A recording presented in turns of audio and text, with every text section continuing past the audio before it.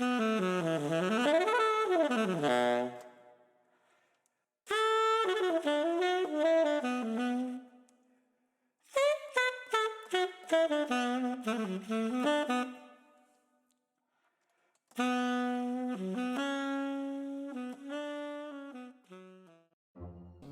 what is your occupation, young lady?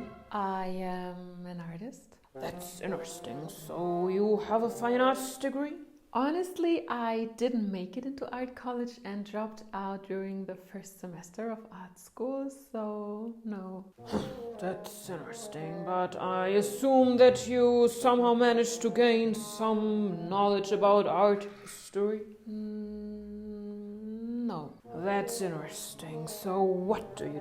Do you make fancy and disturbing art and paint a lot of naked women? No, basically I just paint realistic portraits, mostly of children. They look kind of normal. Interesting. And where can I see these normal paintings? Do you get represented by an art gallery? No. But people just order from my Etsy shop. That's interesting. I never heard of a serious artist who sold his artwork on Etsy. But I'm sure you drink a lot of wine like every true artist. No, I just prefer water.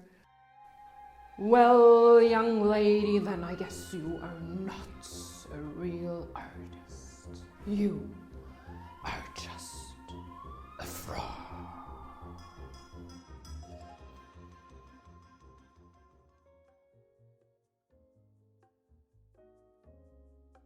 Luckily, I never had this conversation in real life, but in my head I had it many times.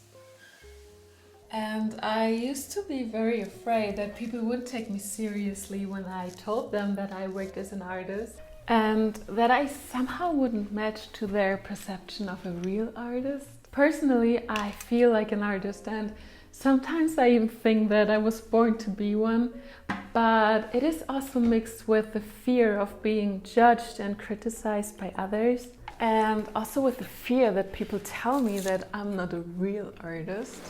But I also feel now that things are changing in my art life and that I'm starting to gain more confidence as a self-taught artist. And in this video, I want to reflect on what led to this more of confidence and hope that you will also get something out of it. And I also will take you into the process of how I painted some portraits for a challenge and show you how I did it. So let's get started.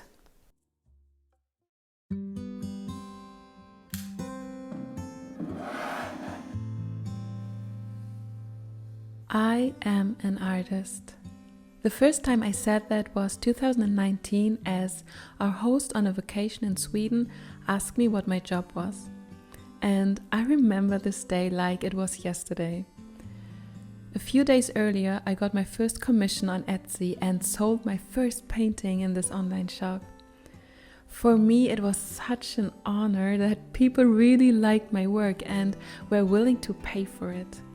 It was so exciting for me, and my dream of becoming a full-time artist one day in the future suddenly was getting more real. But at the same time, it felt so strange and unreal to say that I worked as an artist, as if it wasn't really true, because I thought my work wasn't outstanding or breathtaking or special, and therefore didn't deserve the title of an artwork. And this feeling didn't go away even as I earned a full income by selling commission paintings. In the past 2 years, I sold over 250 paintings, worked on a huge art project for a concert where other great artists were involved, and people loved my art, but I still felt like an imposter. From time to time, there was this small voice sneaking into my head telling me, "Who are you to call yourself an artist? You don't have a fine arts degree. You were not good enough to get into art college. Don't you remember? You don't have enough knowledge about art or art history, and you don't know what you're doing. You are not unique, you're not creative, and nobody will take you seriously as an artist. These thoughts very often discouraged me and hindered me a lot in getting out there and presenting my work on social media like Instagram. But the problem was, in order to become more successful as an artist and to fulfill my dream of having an art exhibition one day, people needed to know that I existed and to see what I was doing. Luckily, things have slowly changed in the past couple of months, and I feel different now. I feel much more comfortable with sharing my art, showing my progress online, and presenting myself as an artist. And one of the things that helped me a lot was being surrounded by a lot of encouraging voices. And today I want to introduce you to one of them. And he's the one I turn to when I feel down or insecure about my art and desperately need some encouragement. He's a little bit camera shy and doesn't like the spotlight, but I have some rare moments where I got him on camera. Oh no, you won't believe it. This painting just came back with the mail because I wrote down the wrong address and they need this painting tomorrow because tomorrow is the wedding. This is a disaster. Why am I so stupid? Am I stupid?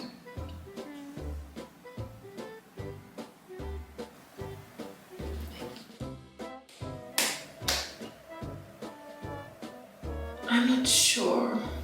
Maybe I made the wrong decisions about this painting. Do you think I took the right blue?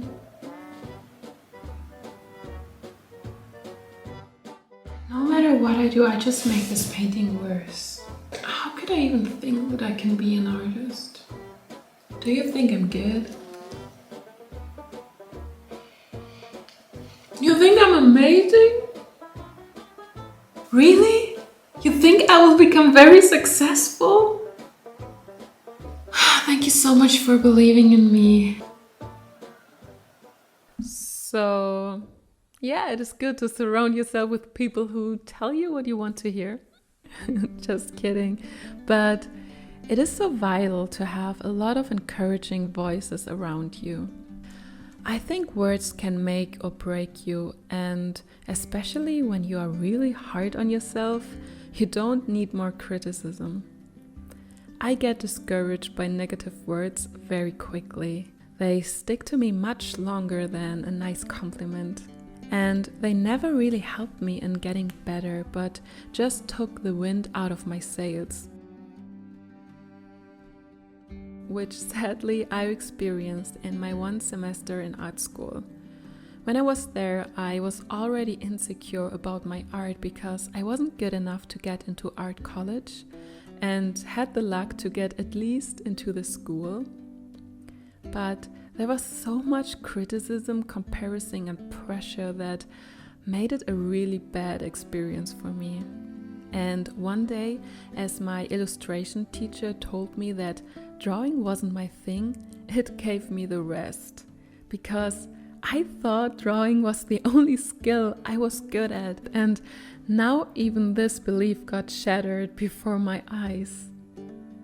Maybe my reaction would be different today, being older, stronger, and wiser, but back then I had such a low self-esteem. And because of this situation, I dropped out after first semester of art school. So if you are also a person that is hard on yourself, it is good to be around and show your art to people who focus on your strength and use a positive and optimistic language when they give you feedback, and to proactively connect with these people in real life and also online. I am part of a very encouraging watercolor community on Patreon, and I wouldn't be where I am now without them. I feel like they give me wings to fly and to be encouraged by other artists and also strengthen them gives me such a confidence boost. If you are in a community of artists in different stages of their journey, you see that we are all sitting in one boat. Even the greatest artists are just normal human beings and might have similar struggles as you have. So there is no need for pushing yourself down, and you can be gentle with yourself and allow yourself to make mistakes, to learn and to grow at your own pace. Another thing that made me more confident was to strengthen my weaknesses. Normally, I wouldn't recommend to focus on your weakest points, but in this case, I would say it can be really helpful when you then do something about it. I had some areas where I felt very insecure about my skills. For example, I wasn't good at painting hands, so I avoided it in my portraits. But one day I invested some extra time and focused just on studying hands. I looked at their anatomy, watched some YouTube videos and made some quick 10-minute sketches of my own hands. I slowly got an understanding of the anatomy of hands and how to paint them, and I started to include them more in my paintings. And now I love painting hands, and I'm happy that I feel quite confident about it. It could be very rewarding to take some time thinking about the areas where you lack skills, and then dedicate a day or more to just focus on this particular topic. It could be learning about what makes a good composition, or which colors work well with each other, or how to paint hair, folds in a fabric, or how to mix realistic skin tones. You just feel more like a professional when you know a little bit what you're doing and things become more natural for you. And of course, you don't have to do it all at the same time. Just take one area that you are the most insecure or ashamed about and start with that and see how slowly your skills are improving.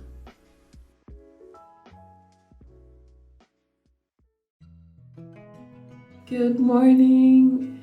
It is 6 a.m. and I just got the message that kindergarten is closed for today because they have a COVID case.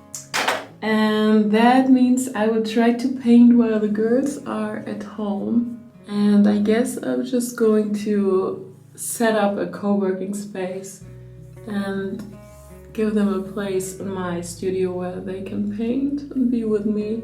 And we will see how this will work out for today.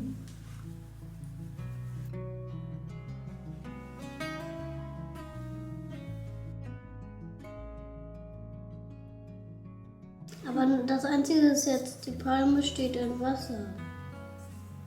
Nicht so schlimm. Ein Wald. Alles gut, Mimi. Another thing that helped me to become more confident as an artist is that I started to take my own reference pictures. Normally, I got the reference for my commissions from my clients, and if I painted for myself, I searched on Pinterest for reference pictures. There are so many beautiful photos online that are really fun to paint. But it's also a fact that I just recreated another person's idea. Because the person who took the picture already decided about the composition, the subject, the colors in the image, and it was the person's original idea and not mine. I rarely painted from my own pictures, but a few months ago I started to paint my two daughters more often. And it was such a different feeling. The finished painting felt much more like my own. And now we regularly make fun photo shoots where I try out different ideas that are in my head. And I love it, because from the beginning I'm involved in the creative process and can express what I want to say. I can set the lighting and composition like I want it to be in the painting. Not just recreating another's idea gives me so much more creative freedom. I bring my own ideas to life, and therefore I feel more like a creator, like a real artist. It showed me something very important, that in order to gain more confidence in my role as an artist, I needed to find my own voice.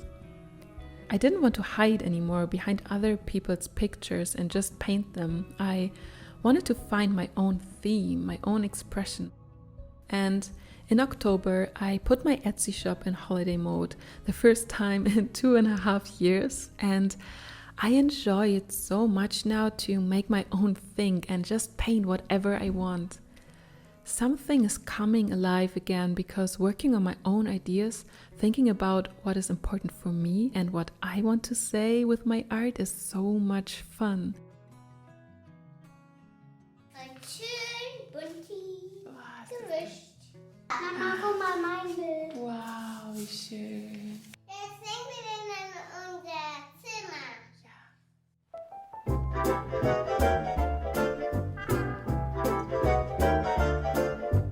That brings me to the next point, to paint what I really love. I studied expressive arts and social transformation, and if you never heard of it, you can compare it to art therapy or a social worker who uses art as a tool to help people. I loved it and learned a lot about how to do creative work with other people who are not used to it, but I learned nothing about how to become a professional artist. The perception there was more that everybody is an artist and everything could be art. Like this banana duct taped on a wall. Galerie Perrotin was offering 3 editions of the work for $120,000 each. 2 of those sold very quickly. Maybe I'm old school, but why? It's not up to me to judge other people's taste, but for me personally, postmodern art is not my thing. Beauty and aesthetics are very important for me, and I love realism and I love portraits. So my art didn't really fit into this environment, and my professors let me feel that, I think. One professor was like, "Your portraits are nice, but it's not new. It's what we always see." So, in other words, she said they were boring. And I don't know, maybe back then she was right. And I tried to adjust myself and measure up to my professor's expectations and tastes. I tried to make ugly paintings that were completely against my taste. And I will never do that again. As I decided to give my dream of becoming an artist a last chance, I went back to what I really loved, and that was painting realistic portraits. And the more I shake the need off to please other people and get their approval, the more confident I become as an artist. This also applies to my color choices. It might sound silly, but until recently, I didn't have enough courage to use the colors I love. I thought they were too soft or too childish, and for some reason I thought I needed to use different colors that were more suited for a grown-up woman. But as you can see in my recent paintings, I love pastels and earth tones. This is so much me, and these are also the colors I like to wear and to have it in my home, so why not use it in my paintings? So, to sum it up, what is really helping me in gaining more confidence as an artist is to find out who I really am and what I really like, and then to take little baby steps to just express it and show it in my art.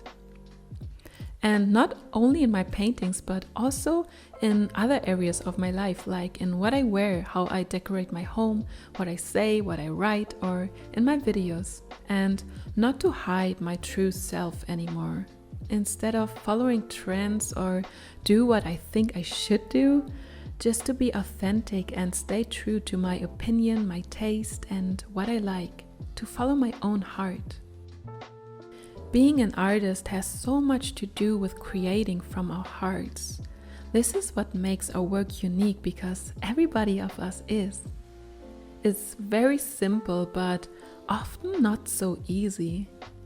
It takes courage to say, this is what I like, this is what I believe, and this is who I am. Because when we show ourselves, we take the risk of getting misunderstood, laughed at, or rejected. And who wants that? I would say it is worth the risks. Of course, I can only speak for myself, but I never really experienced what I feared. In fact, the more honest and real I become, the more positive feedback I receive. I think in a world that is full of perfect images and fake emotions, we all crave authenticity. So, let your true self shine. I believe the world needs that.